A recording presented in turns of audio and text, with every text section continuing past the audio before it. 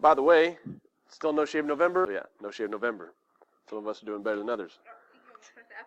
All right, so let me reteach this from yesterday, right? So here we go.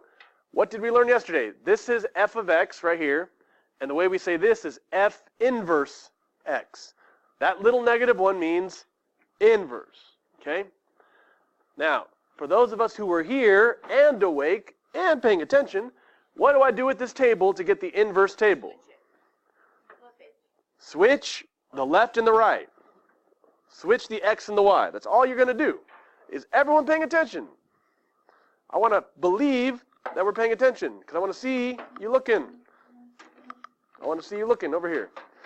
Okay, so again, if you have a table, like on your assignment for 3.1, make sure you just switch the table, right? So instead of negative 1, 5, what am I going to write? 5, negative 1. 5, negative 1. Does everyone see? Just a switch. All the way down. So what's next? 3, what? 0. Someone said 2. So 1, 1, and then what? Negative 1, 2. Now here's what I'm going to do. I'm going to plot these points. The first box, there's the first box I'm going to do in blue. So negative 1, 5. Now you can make a little sketch of this. Okay. Negative 1, 5. Boom. 0, 3. 1, 1. And then 2, negative 1. Now, those points,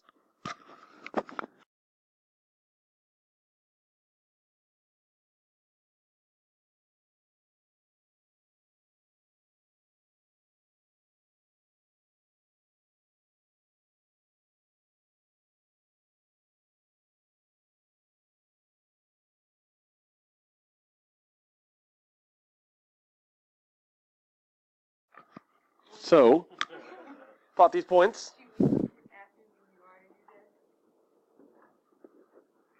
What did we learn yesterday about the graphs? How are they going to look in relation to this diagonal line?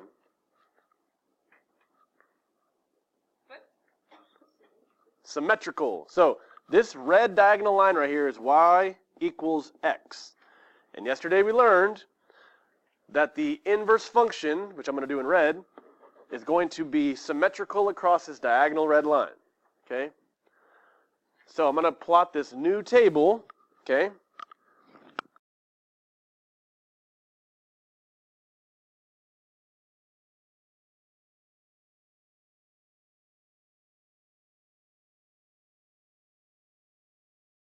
So let's plot these points. 5, negative 1, plot it. 3, 0, 1, 1, negative 1, 2. Now, do you notice that these two lines are symmetrical across the diagonal line? I want you to look and see it. Okay. Symmetrical. Okay. You could fold it over and it'd be the same thing down this diagonal line right here. Okay. So that's two things we did yesterday. How do you find an inverse on a table? Flip it. What does it look like on the graph? It reflects across y equals x. And now this is super important. You got to know how to get the inverse equation. There were 4 steps. So on your notes from yesterday, on the front side, at the bottom, we wrote 4 steps. Does anyone remember my first step? So does everyone see number 2 right here? F of x, I'm going to replace with the letter what? Okay, so y. Your first step is f of x turns into a y. So let's rewrite it. Y equals 2x minus 4. That was step 1. So on your assignment for 3.1, you're going to have to do this. So what's your first step? F of x turns into a y. Second step, okay? On your notes, it says you're going to switch x and y. Just like your table switches x and y, on your equation, you're going to switch x and y. So this x becomes a y. Sorry, this y becomes an x, and then this x becomes a y. Okay? So x equals 2y minus 4. Okay? Does everyone see what I did there? X and Y switcheroo.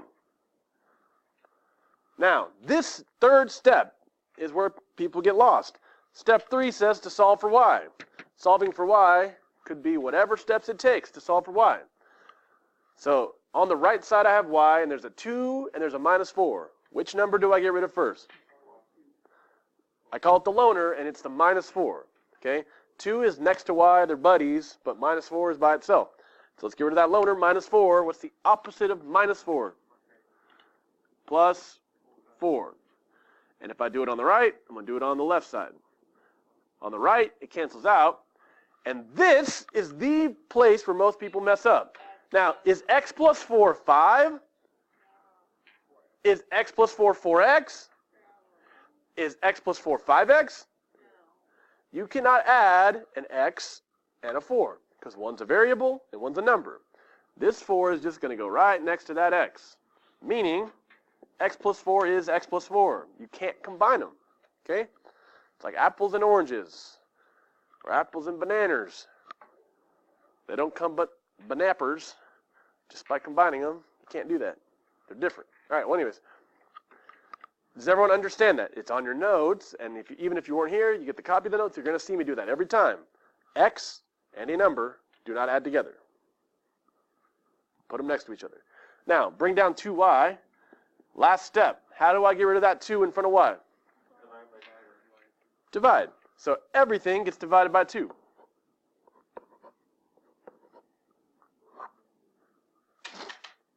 So now I have y equals, and then I have some stuff here, right? Now here's step 4 from your notes. I don't want to write it as y equals. I want to write it as this thing right here, the f inverse x. So let's write that down. F inverse x equals, and now I'm going to write this stuff over here. Now, x over 2 is really 1x over 2, right? That fraction will be 1 over 2, 1/2. 1/2 x. And then plus 4 over 2. What's 4 divided by 2? Wow. What's 4 divided by 2? 2. That's it. I know that can be kind of confusing, but what did I do? F of x became y. X switched with y. Then I solved for y. Then f inverse becomes y. Bars. All right, well, anyways, that's how you do it. It's the same 4 steps from your notes. We did 3 examples together. They're on your notes. If you need a copy of your notes, you can get them out of the blue bin where we have notes. Bars. All right, so that's your warm-up. Make sure you have that down. Today we are finishing 3.1. You may have started yesterday. But either way, I want you to have it out on your desk. If you weren't here, go get it. Let's do it.